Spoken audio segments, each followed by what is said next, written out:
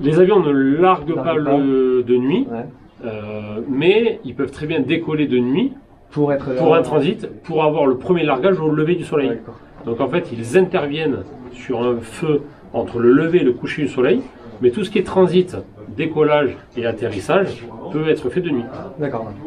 D'accord, donc du coup, c'est pour ça qu'il arrive le Donc oui, on peut très bien faire pour ça, pour le jour d'après, pour les comptes rendus, pour Oui. même si des feux se déclenchent, il y a un petit feu qui devient gros, donc eux ils prennent l'information, ça devient grandissant, ils appellent les équipages de nuit qui arrivent à 7 h du matin, donc il faut toujours quelqu'un ici. Puis même s'il y a un appel justement du ministère pour un transport, vous me déclenchez un transport demain à 14 h. Oui, et pour les pilotes, donc il y a les pilotes Canadair, il y a plusieurs secteurs en fait. Il y a Canadair, trois Dash, secteurs de vol. Et En fait, c'est Tracker, enfin Canadair, Tracker et Dash Beach qui sont regroupés, transport. Ouais. qui sont regroupés dans le même secteur, qui s'appelle le SOFT, secteur opération feu et transport, qui font du feu l'été et du transport l'hiver. D'accord. C'est pour ça qu'on les a regroupés dans le même secteur de vol. Et bientôt, il n'y aura plus que deux quand malheureusement le Tracker va s'arrêter En 2022. 2022, où il y aura le Canadair et le SOFT. Ok.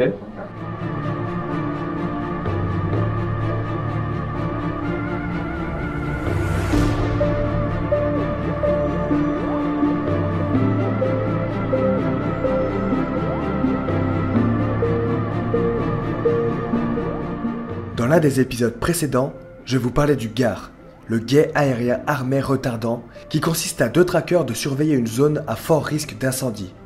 Aujourd'hui, c'est Philippe et Patrick qui vont voler pour surveiller les zones à risque. Ils vont voler chacun dans leur avion respectif.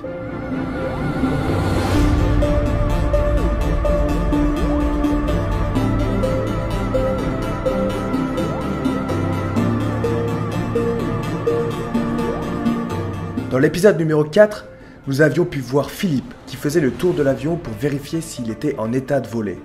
Patrick a également fait le tour de son avion et maintenant, ils vont faire le briefing de leur mission du jour. Aujourd'hui, le risque d'incendie est au maximum. Il y a du vent et la France souffre d'une canicule sans précédent. Il est fort probable que Philippe et Patrick vont devoir larguer le retardant sur un ou plusieurs incendies. Ils doivent donc se coordonner. Ce que je vous invite à faire aujourd'hui dans cet épisode, c'est de vous installer à côté d'eux, afin d'être plus proche de ce briefing. Faites pas de bruit, soyez attentifs, essayez de comprendre leur langage et mettez-vous à leur place. N'oubliez pas de vous abonner à ma chaîne YouTube et bienvenue dans cette nouvelle vidéo.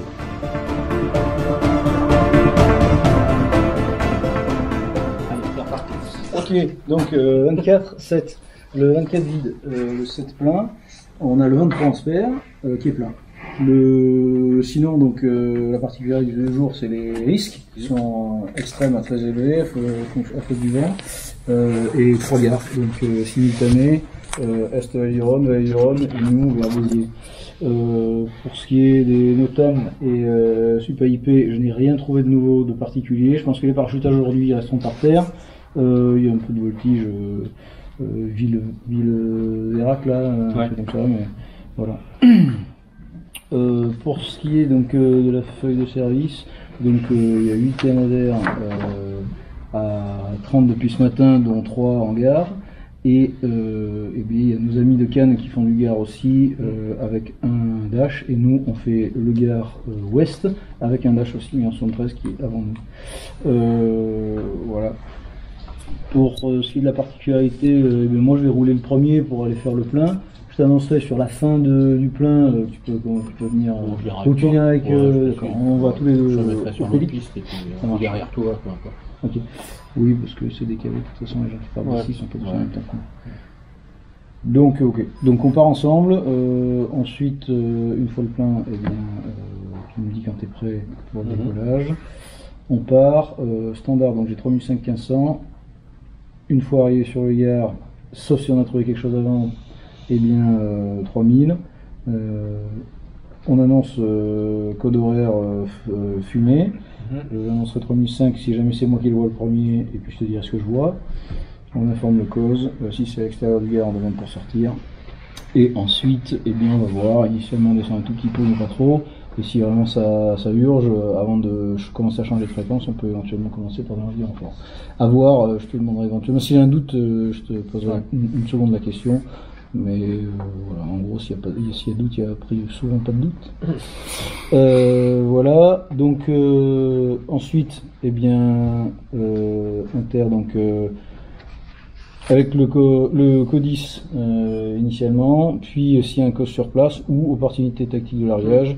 Dans ce cas, fonction de l'endroit, eh bien, soit on part tout de suite pour un V en tête parce que c'est assez petit, soit si c'est encore tout petit ou pas vraiment nécessaire un V, eh bien, potentiellement je commencerai par larguer moi, je te laisserai dessus, puis toi après. Voilà, surtout si ça commence à arriver ou si les abords sont pas forcément très dégagés. Donc pour ça, eh bien, sur la V2, je t'annoncerai l'objectif, le nombre de soutes, la charge par rapport à moi si jamais c'est dans le même axe, ou un poil décalé, le dégagement et les obstacles, et puis voilà. Ensuite à l'issue on fera le plein. Bon bah il y a Béziers, j'imagine que Perpignan est armé à Carcassonne aussi en fonction de où c'est, on demandera en arrivant sur le Gard dans tous les cas. Et puis on reprend, on prend mission par le COS une fois redécollé. Voilà. Si jamais on avait demandé les renforts et qu'on n'a plus besoin, en guise de premier compte rendu, je les annulerai si on n'a pas le temps, et ensuite je leur ferai un compte rendu à l'issue du plein retard. Voilà, ça juste comme ça. Pour ce qui est donc des passes, juste la particularité, donc j'attends le visuel si on fait un V par différence de virage. Si jamais je l'entends pas, une fois axé, moi sur ma passe, j'annoncerai que je te vois ou pas, et j'attends une réponse. Si j'entends rien et que je te vois pas, je remettrai moi-même les gaz. Si jamais on fait même sens de virage, mais un V en tête quand même, j'annoncerai ma réduction. C'est pour moi, donc c'est juste pour que tu sois aware que je me prépare. Et toi tu feras quand tu veux. Ensuite, la sécurité, donc toute panne s'annonce, on gère dans notre avion avec l'assistance de la lecture check de l'autre avion, déroutement ou pas. Si on se déroute, à moins que ce soit vraiment urgent, que ce soit la situation me l'impose, toi tu poursuivras éventuellement tout seul, moi je me pose, mais si on peut, on se pose tous les deux et on ramène on continue à un avion. Voilà. Si on peut rentrer, évidemment, on rentre ici, et si l'avion peut rentrer tout seul, c'est encore mieux, surtout si c'est moi. Sinon, pour ce qui est des pannes en passe, eh bien, on applique la trajectoire de dégagement, largage si nécessaire en fonction de la panne, et drapeau pareil, si besoin. Dans tous les cas, donc hauteur de largage, ils ne sont pas nécessairement plus bas que nécessaire, sachant qu'il y a un peu de vent, donc on le corrigera en fonction de notre axe et en fonction de l'axe du vent qu'on aura éventuellement vu avec les fumées, pour que ce soit bien dans le vert et que ce soit pas trop court, exceptionnellement. Voilà, donc éventuellement, si jamais j'y pense, je te ferai peut-être une remarque là-dessus avant la passe. Sinon, on regarde bien donc notre vitesse, l'objectif et le dégagement, et on garde dans le visuel, dans le cheminement visuel, le dégagement en vue pendant la passe pour pas être surpris par quelque chose. Si je vois quelque chose, je l'annoncerai, j'attends pas de réponse, c'est juste pour te prévenir que quelque chose qu'on n'aurait pas vu dans la passe. Si évidemment c'est plus grave que ça, je te dirai on annule la passe, on met les gaz et voilà, c'est autre chose. Voilà. Sinon, au niveau des dangers sur les passes, donc si on est à flanc de colline, eh bien, on vise au-dessus et avant pour incliner en aval et pas en amont, et de toute façon la charge descendant, c'est dans le bon sens. Si jamais on a des lignes de tension, on vise le poteau le plus proche de notre trajectoire. Si ça s'y prête pas du tout, on vise la hauteur des poteaux les plus proches et l'horizontale. Si on incline dans ces cas-là, ou au-dessus d'un relief, ou au-dessus d'un col, etc., on regarde l'aile côté inclinaison pour voir si ça passe quand même quand on incline. Voilà. Donc aujourd'hui, 120 Nobini pour les passes, et en ce qui concerne les passes en virage à droite, donc on fait bien un gros 90 initial, et ensuite on dessert. Si jamais ça suffit pas par rapport à ce qu'on a mal jugé, et que ça commence à être difficile de tenir notre trajectoire, et bien on déleste, le plus tôt sera le mieux, remise des gaz, et on avance quand on peut, c'est pas un problème. Si jamais le délestage fonctionne pas, c'est soit on n'avait pas armé, soit on a un souci de système, on n'oublie pas la poignée secours, et on s'en sert. Voilà.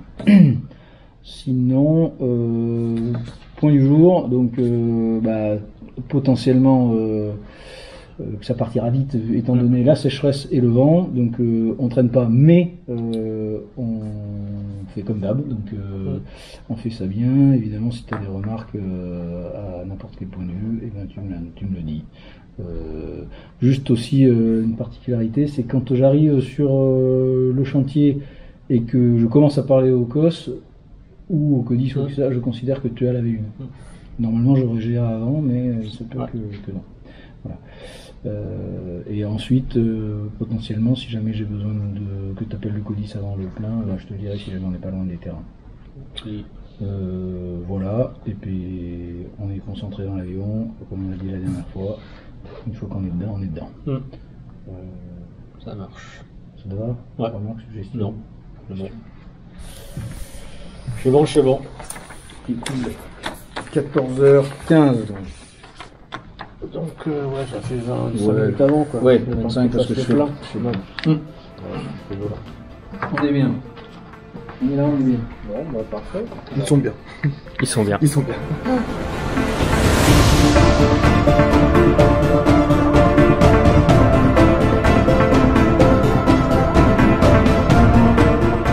Ça y est, nos deux pilotes sont prêts à voler pour protéger nos forêts des incendies qui les menacent. Et c'est concentré que Philippe et Patrick rejoignent leurs avions respectifs afin de pouvoir décoller. Mais avant ça, ils devront remplir leur avion de retardants. Abonnez-vous à ma chaîne YouTube si vous voulez voir cette dernière étape avant leur mission de surveillance.